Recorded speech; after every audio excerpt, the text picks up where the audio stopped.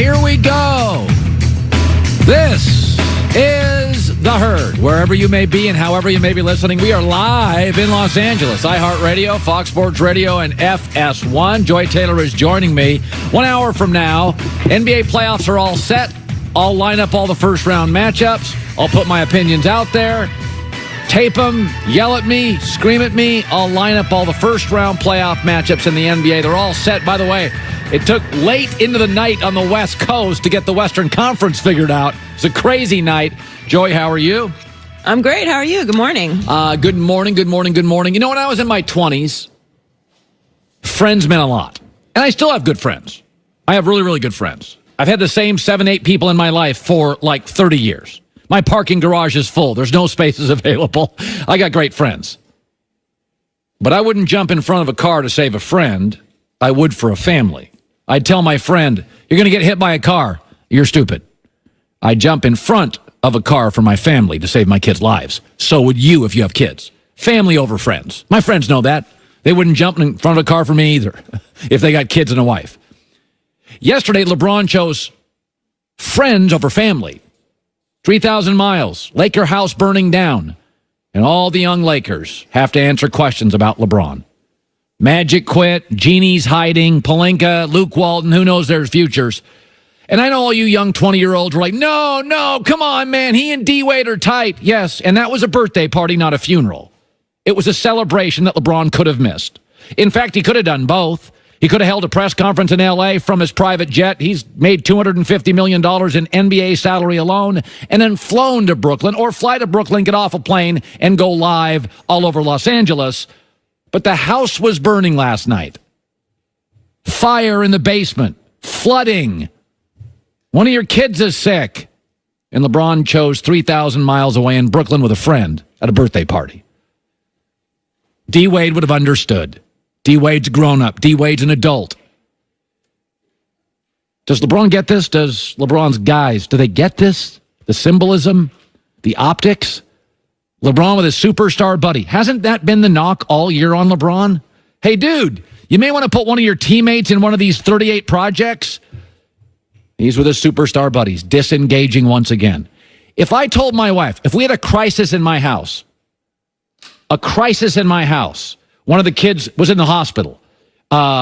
We just had police. We had a break-in. And I told my wife, I love you, baby. My friend's having a birthday party. We are tight. I'll get back. She would change the locks on the doors, and she should. Family over friends. And here's the big problem.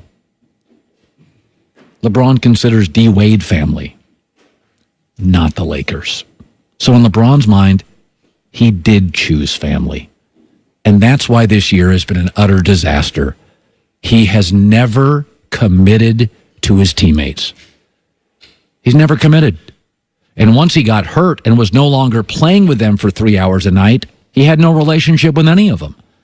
Yesterday, they're all standing up there, the Kyle Kuzmas, the Lonzo Balls, the Josh Harts, the kids, and they're answering questions about LeBron James. Not right. Family over friends.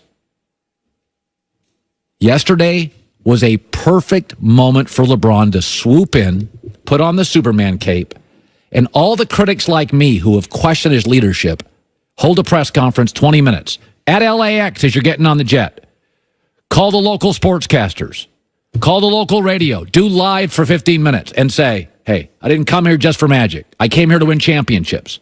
I came here for the Laker fans. I came here for the brand. I came here for the community. I'm going to live here the rest of my life. We good here. Instead, I got a birthday party 3,000 miles away. Which, of course, Dwayne Wade would have totally understood, because Dwayne Wade, one of the great things about him, he's always been about family first. Left briefly to Chicago, felt guilty, got right back. Family matters. But in LeBron's world, Chris Paul, Melo, D-Wade, they're family. Lakers, these are my friends, kind of, you know. And that's why this has never worked. And that's why it will not work here unless LeBron puts his arms around young guys. Yesterday was a great example and a great opportunity for LeBron to talk about the future. And instead, he's 3,000 miles away celebrating the past. Isn't that been the problem all year? Remarkable.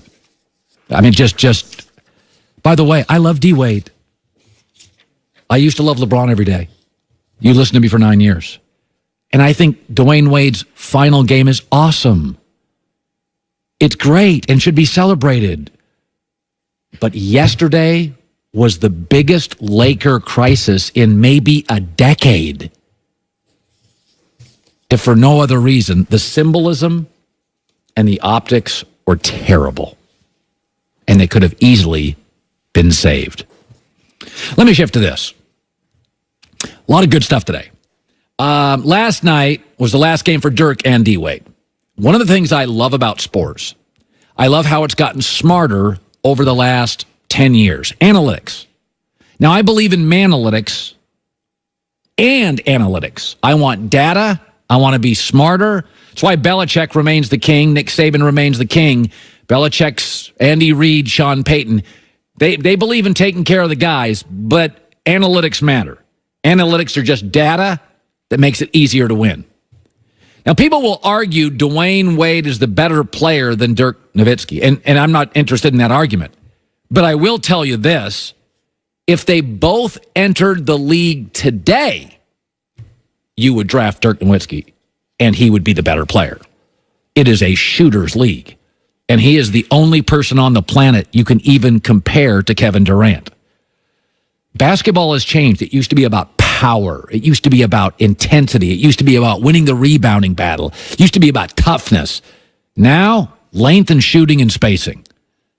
And the three greatest big shooters in league history are Larry Bird, Dirk Nowitzki, and Kevin Durant. If they came out today, by the way, this is why the process in Philadelphia, 6 years and one playoff series win, because they drafted a bunch of big guys and Ben Simmons that can't shoot. This is why Golden State's rebuild worked. They got Steph Curry, Klay Thompson, then acquired Kevin Durant, all great shooters. It's why the Celtics rebuild has been better than the Sixers rebuild, because they got enough shooters, one or two. Sixers have really none that they've drafted. There's a college football player coming out in the draft. It works this way in all sports. His name is Noah Fant. He plays for Iowa. He's a tight end. 20 years ago, Noah Fant's a third, fourth, fifth round pick because he can't block. Now, Noah Fant's going to be a top 10, 12 pick.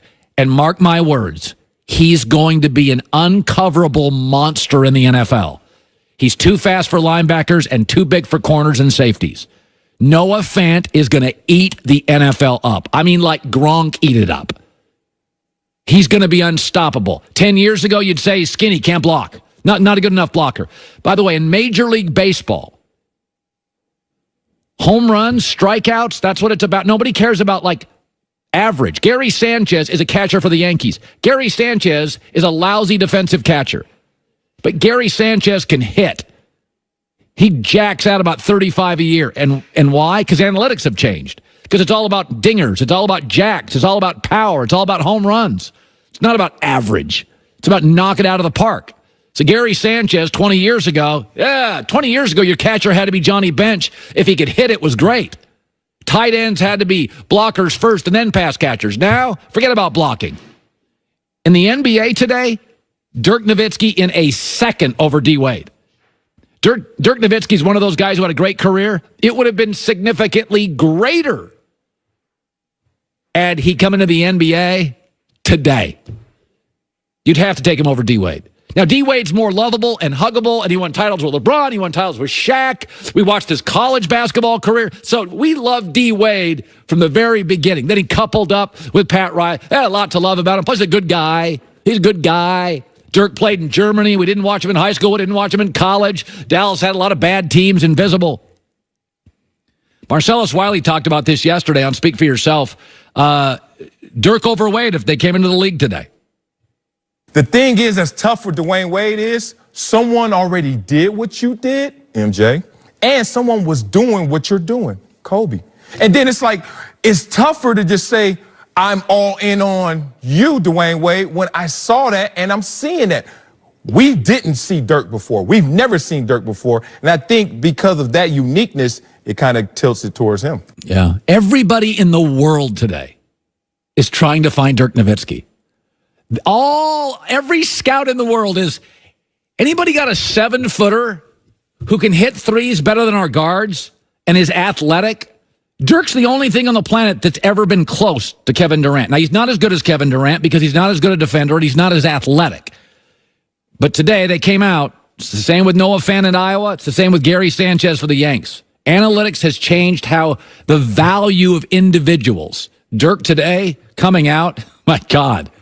If he was coming out with Zion, ask yourself. There'd be people arguing for Dirk over Zion, and I'm not sure they're wrong. Coming up, you think they hate me in Ohio. Oh, Lord. It's going to get really bad. It's not going to be great next if you're from Ohio. But it's only honest. It's honesty. What do we always say about honesty on this show? It's the best policy. I think we came up with that. We came up with that? Take credit for that. So that's coming up. Doug Gottlieb, Joy, Herdline News 2. Running a small business is a lot of work, okay? And I've had friends who have started businesses up, and the one thing you got to be focused on what you know. And then what you're not an expert at, let somebody else do that and pay for it. Okay, that's where LegalZoom comes in. 2 million Americans have used them to start their businesses. Incorporate. There's all sorts of things you do when you start a business. There's lease agreements. There's contract reviews. There's changing tax laws. There's LLCs. You got to incorporate. Let LegalZoom do that. They have a business legal plan, okay? Vetted independent attorneys and tax pros available in all 50 states. Best part, you won't get charged by the hour because LegalZoom's not a law firm, never has been, never will be. LegalZoom right now. Make your time and money work. Concentrate on what you know. Let these guys figure out